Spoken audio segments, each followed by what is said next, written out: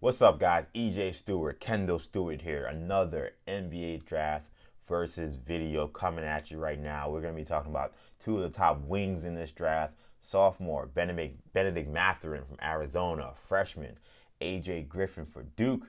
I'll be making the Mathurin case. Kendall will be making the Griffin case. I think these are two interesting prospects. I feel like in some ways these guys were kind of under the radar for a lot of the season for very different reasons. Griffin starting out slow with the injury, playing under Paolo Banchero's shadow. Mathurin playing out on the West Coast, a little bit of a forgotten man as a sophomore. But I think as we got close to the end of the season, a lot of NBA draft enthusiasts really started to get really excited about both of these guys. So us matching these two guys together should be a good conversation. Yeah, and let's not absolve Coach K's shadow of That is very affecting true. AJ Griffin. That is true, no question. Notoriety as well. But yeah, two very interesting prospects. I think their draft ranges are both pretty volatile. Both could go in the top 5, but both could also go closer to 9 or 10.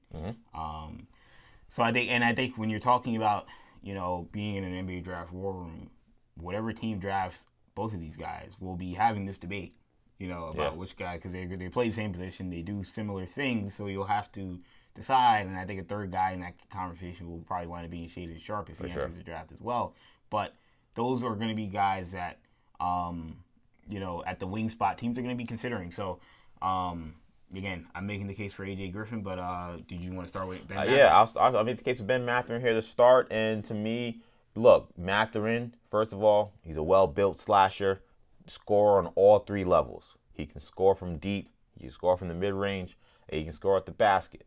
Now, finishing through contact, he wasn't as great at, but his around-the-basket numbers are still very solid. He's shot around 60% from around the basket. And he comes into the NBA with already a very high-end skill that people will clamor for, which is volume three-point shooting. This is a guy who took 6 to 7 threes a game and was shooting 37%. And it's not maybe it's a hint of what we're going to go to with this Griffin situation, but it's not kind of a 1-year sample size. He shot 41% in his first year on slightly less volume, but still decent volume. Here, he dropped down to 37, which is still very good, but he was shooting 7 threes a game. You shooting 37% on that kind of volume. That's excellent. So, he's going to come in. He's going to be able to jack him up. He's not going to be afraid. He's going to be able to shoot that at a high level. And the guy is just a dog, man. First of all, the way he can get after it defensively, he can be a real pest. I think he could probably guard positions 1 through 3 in the NBA. Griffin has a great physical. He is another great physical physique, but not necessarily the impact defender that Mathurin is at this time. And both guys have shown, clutch gene takeover ability, so I don't want to take that away from Griffin, but we saw Mathurin in that TCU game in the second round tap into a level that you don't see many college players tap into. No matter what's going to happen, I'm not going to let my team lose level. And seeing that, I think it was probably the last step, for a lot of evaluators to see how good could this kid be. I love his offensive game. I love his tenacity.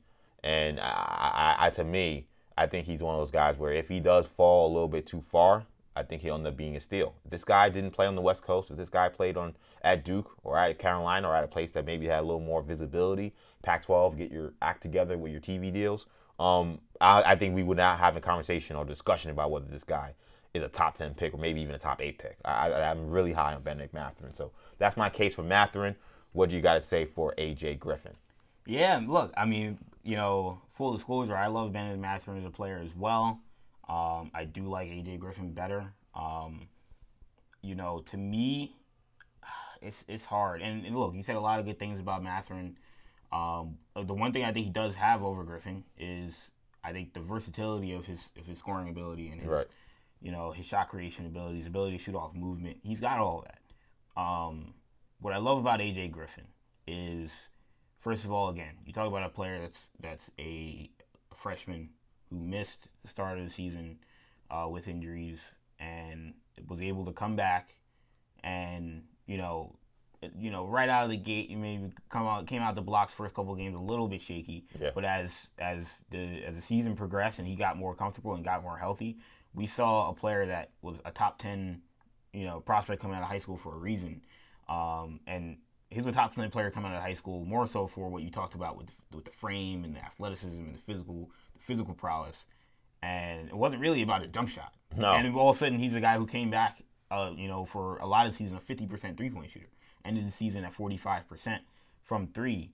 Another guy, he wasn't the guy he didn't take, 20 shots a game. Yeah. But an almost full season of 45% from three, where that's your number one source of scoring, is a really good number. Yeah. And as that volume increased, I think people expected, that 50 number is going to go down. And again, it went down to 45. Right, still extremely high. What a tragedy. So it's hard because the numbers on AJ Griffin obviously are excellent. He shot the ball so well last season. His offensive impact, even though he was not Duke's primary option, his offensive impact when he was on the floor was tremendous because he also spaced the floor so well for everyone else because he was such a lethal shooter that things opened up for Jeremy Roach later in the season. Things obviously opened up for Paolo Banchero. Things opened up for Wendell Moore. Think about Mark Williams. Williams, another guy. And your ability to have to kind of leave him for those out lobs because you can't overhelp. Because of Griffin's shooting. Yeah, and when I think about that, and then I think about this is a guy in AJ Griffin who, he's the son of a former NBA player, son of an NBA coach, and Adrian Griffin that, when the season, his high school senior season was shut down in New York, he flew down to Tampa where the Raptors were playing and trained all season with his dad in Tampa, being around an NBA team. This is a guy, the last time we saw him, his junior year of high school, was a great player. But again, did not have the jump shot that we saw. His handle got a lot better. Yeah. He had skills that were not there, a year prior, but he is you can see he's an excellent worker. The small development that he made from a year of being off. How many guys do we watch and we say they're the same player their junior year of high school or their sophomore year of high school that they are as a freshman in college? And we say, what happened to this guy? He hasn't gotten any better. This guy made just a year off of playing, and he came back a much better player than he was. Yeah. And that's at 19 years old. What is he going to be when he's 22 and he puts in that kind of work? I think that is something that is hard to evaluate at this stage because we don't really know how hard these guys work. A lot of times, especially if you're talking about a one and done, it's hard to measure how much better a guy has gotten. But we've gotten a little taste of that with Griffin. We've gotten a little taste of that, and those guys. I think about Jaylen Brown, a guy who had a lot of physical ability, but people were like, if he doesn't get any better, he's not going to make it in the league. Right. Well, he got a lot better. He worked and got in the gym. Think about Kawhi Leonard. Think about Jimmy Butler. Those kinds of guys, if AJ Griffin is wired like that, this guy is going to be an all-NBA forward. Yeah, that's how he's built. And so, and you see it even with the handle, because I think that is the next step for AJ Griffin's development, is he does stuff sometimes where you're like, if he did that 20 times, if he can do that consistently, then he's a 20-point scorer in the NBA level, maybe pretty soon. He just doesn't do it consistently. You can tell he can't do it consistently. Yeah. But with the work rate, if he can keep that up and that stuff does become consistent, I think you're looking at Jimmy Butler, maybe not as dominant a defender, but Jimmy Butler in the offensive end with a better jump shot, which is a guy that, again, we're talking about a 23, 24 that's an all-NBA type of player. So, we're talking about a guy that good. Look, again, I like Bennedict Mathurin, but I just wonder if he is, I don't want to say just a guy, but like he's, in the Terrence Ross, and I usually, rag on you for the comps, but I'm backing myself into a corner. Because Bennedict Mathurin becomes an all-star wing, Yeah. You call him Terrence Ross. Pull his video out, yeah. But I just wonder if he's just one of these, the guy who can shoot, the J.R. Smith, can shoot, good athlete, but he doesn't remind me a lot of J.R. Smith. Is he a special 20, 25-point scorer kind of guy? So I think those are all fair points about Mathurin, but I think you made a great case for Griffin. The one thing about Griffin that I think is, to me, I don't want to say elephant in the room, but I think is something that needs to be addressed is this just insane shooting improvement. That if I live in New York City. You've been attached to the New York City basketball, so we've known AJ Griffin for a long time. Not personally, obviously, just knowing his game and following his career. He was not deemed a shooter at all. And then this year he gets to Duke, and he's just lighting it up. Now, it's not on this insane volume, but it's enough to where it was impacting other teams. When they were playing games, we hit 2 or 3. He doesn't miss. 2 or 3 or 4 threes in a row, and the game's over because he's just by himself ended kind of any kind of run the other team had. Is that kind of shooting sustainable for a guy who hasn't shown it on a high volume or for a long period of time? Is a question I have. I also have a question about the overall offensive upside because almost 50% of his offense, Kendall, came from spot-up situations. Yes. 50%. The real official number was 48%. I mean, I've been bringing advanced statistics into my analysis for the last 2 years, I would say, and I've never seen. I don't know if there's any player that I could find, especially a wing player or a guard, where almost 50% of their offense came from one particular part of offensive basketball. You can get scoring in transition, on off screens, cutting, pick and roll ball handler, isolation, putbacks. And usually, a high number is 30, 35. You say, okay, wow, he really relies on that. And maybe for a point guard, maybe you will see high pick and roll numbers. But for a guy who was a spot up shooter, essentially, that's what his role was at Duke. And that's all he really was asked to do. How much more does he have to his game beyond being a spot up shooter? Bennedict Mathurin's numbers, when you look at what he did, he was 22% in transition, 21% in pick and roll ball handler, 18% in spot up situations, 8% of his offense was on cuts, 7% was on off screens. He's a player where you could put him in any situation and he could be an impact player. All those areas I just mentioned, all very good to excellent in terms of his efficiency. Now, to Griffin's credit, he was excellent on everything. So it's not like he was bad in some of those other situations. Yeah. But they were just so small volume in the NBA. Look, he's going to be asked to do a role, and maybe he's only asked to be a spot-up shooter. So maybe that's it. But am I drafting a spot-up shooter at number 6 or number 7? That's where I think my questions lie. Where I think Mathurin has shown more, I think, star ability on the college level than A.J. Griffin has, because Griffin's role has been very limited. He's been excellent at the role, but it's not the role we anticipated he would even have. And is this a role that's really even going to be sustainable at the NBA level? Those are good points. I think when you talk about the role, I think you sort of mentioned it at the end when we talk about guys making the transition from college to pro, and what their role is at the next level. Sometimes we have guys that were stars at the next level that sometimes stars at college that struggle to find a role early in the NBA because, let's face it, Bennedict Mathurin is not going to be the best player on his team almost no matter where he goes. Yeah.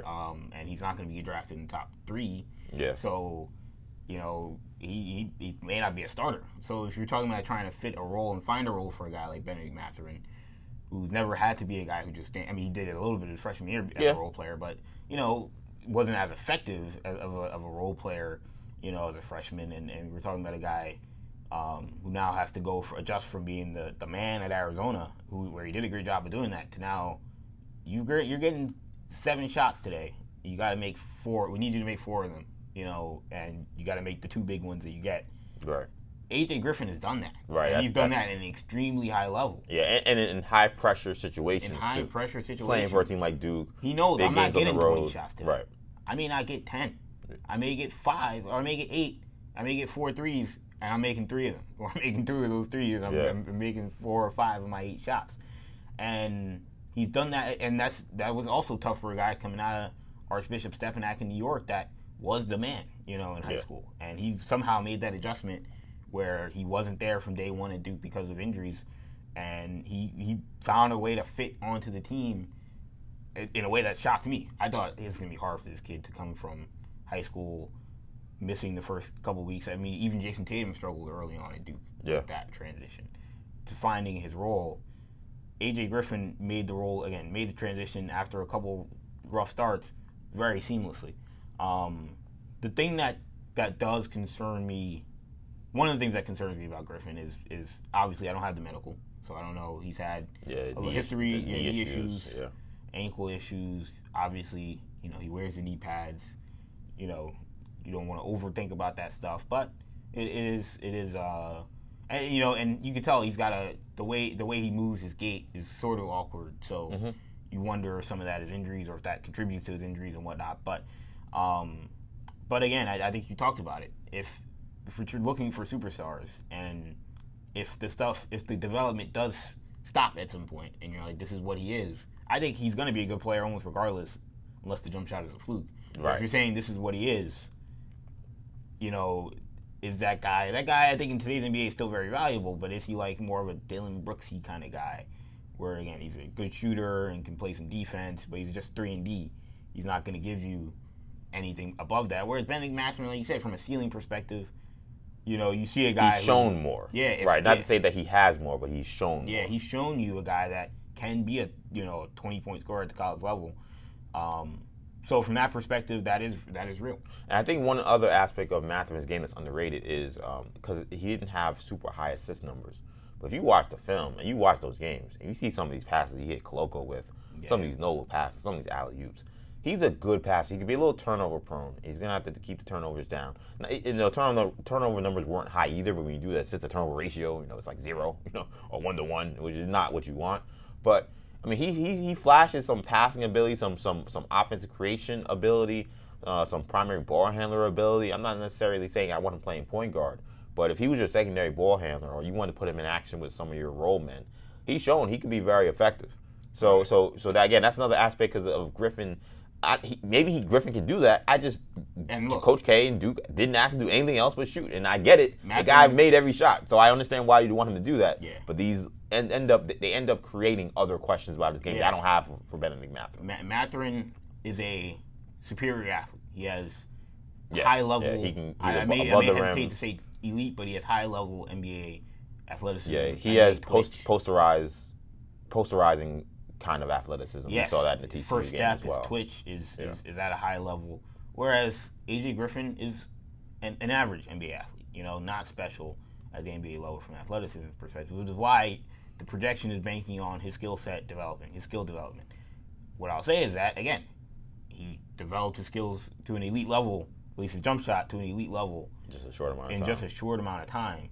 If the handle can get there and the passing gets there, then, again, we're talking about a guy who's a good enough athlete to be an all-star wing on the offensive level, on the offensive side of the ball. What do you think about this conversation? Do you agree with me? Do you lean Bennedict Mathurin? Do you agree with Kendall? Do you lean AJ Griffin? Make sure you leave a comment in the comment section giving your thoughts on this conversation. Of course, if you like this conversation, make sure you give us a like and give us a subscription. Why don't you subscribe to New Generation Media? We're doing plenty of NBA draft coverage this NBA draft season. We also do a bunch of superhero content on this channel. So if you like superhero content, you like NBA drafts, if you like sports stuff in general, this is the place where you want to be, New Generation Media. But that's going to do it for now. We'll be back with another video shortly. For Kendall, I'm EJ. Take it easy, guys. Peace.